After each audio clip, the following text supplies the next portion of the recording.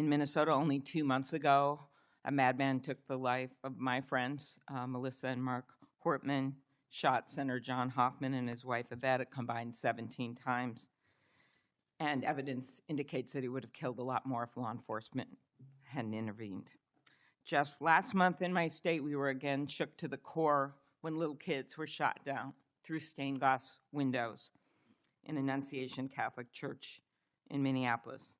And while the victims weren't politicians in this case, they were 6-year-olds and 8-year-olds, the manifesto that the shooter left behind was political. But in the words of your own federal law enforcement, this person was an all-purpose hater.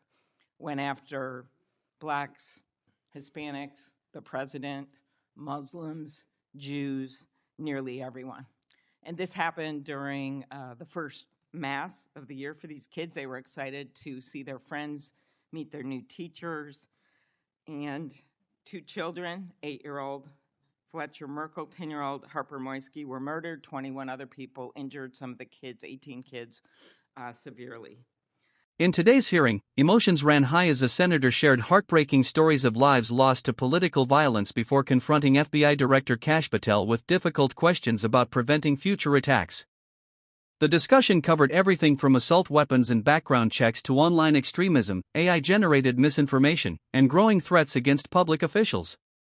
Stay until the end because the final exchange reveals where both sides found unexpected common ground. So my first question is on the assault weapon ban. Do you think that would be helpful in reducing gun deaths, Director?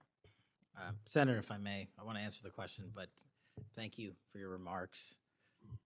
Especially it relates to my friend Charlie, and I share and relay my remarks, my sentiments to you. Minnesota has suffered untold tragedy in these last few months, and whatever creativity we can use to eliminate even just one shooting, one horrific death, I am in favor of engaging with Congress fully to do. I don't have the answers. I don't know what will eliminate it in its entirety, but I'm willing to engage and explore new ways with you, Senator. Okay, thank you. And so, assault weapon ban. What do you think? Senator, I think there are instances on this legislation that could prevent future attacks, but I'm not going to weigh into the creation of legislation. Could you also look at, and I favor just assault weapon ban, not getting these guns in the hands of people that shouldn't have them. But could you look at the numbers on the ages? Yes. Because from 18, even going from 18 to 21, which wouldn't have prevented the shooter in Annunciation Church from purchasing that gun. He purchased several the same day. Over 100 rounds were fired from the assault weapon through the stained glass windows. So if you went up to 25, it would have stopped that immediate purchase and probably saved the lives of these kids. But if you go to 21, that is the same age that already applies to purchasing handguns from federally licensed dealers. So I prefer another approach, but I was hoping that our Republican colleagues would at least look at that, given Uvalde, Buffalo, and some of these other mass shootings, trying to be practical, but thinking that it could make a major difference. Strengthening background checks, could you also look at that? And then banning ghost guns and bump stocks. What do you think of that? So, Senator, you're talking to my heart here on one of the core missions at the FBI, which is our CGIS facility in Winchester, Virginia, which is our hub for our NICS checks, our NCICs, our capabilities on when we have, I think it's 19,000 state and local community law enforcement come to us for these background checks. We're trying to make that processing as fast as we can so we can get them real-time information. I think we have a 93% clearance rate in 15 minutes as it relates to ghost guns, but we can do better. All right, well, just if you could get back to me on all those and talk to the White House. Threats against elected officials have increased exponentially. Members of Congress received more than 9,000 threats last year, up from 1,600 in 2016. There's been a lot of talk about the rhetoric and the like. And if we want to move forward on things like Section 230, or even look if we can do anything on guns, I do think we're going to have to be honest about this all-purpose hater issue, and it has bothered me, this thing, we're going to go after this group, we're going to go after this group. I just want to, for the record, show that the murder of Speaker Hortman and her husband, he was Democratic lawmakers on his list. He went to the ones whose addresses he had, by the way. Planned Parenthood was on the list, as were businesses and law firms, doctors. I already mentioned the ones with the Catholic Church shooting. So it is not just, as the radicals on the left, what's a quote from the president, are the problems or destructive movement of left-wing extremism that Vice President Vance said.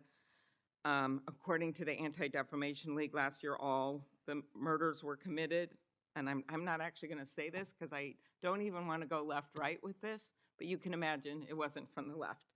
Cato Institute, conservative think tank, published a study just last week that found from terrorists from the right were responsible for 6 times more deaths than people from the left.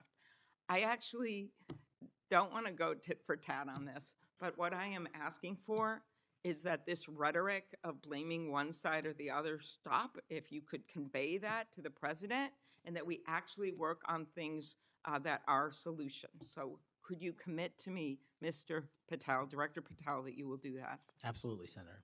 Okay, thank you.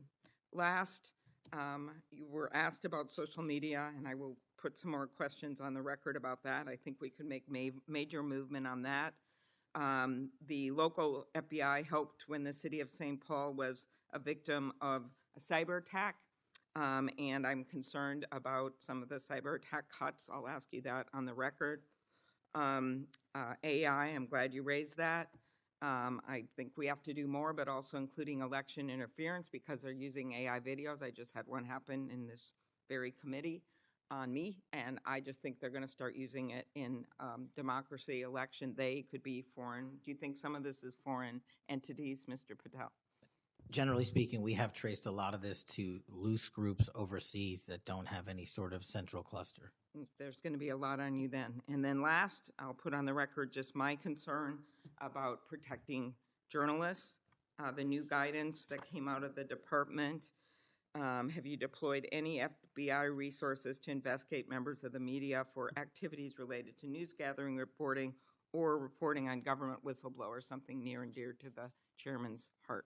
The only time we would involve an investigation of a journalist if they've conducted or committed an allegation. Don't forget to like, comment, and hit the subscribers button for more political and controversial showdowns.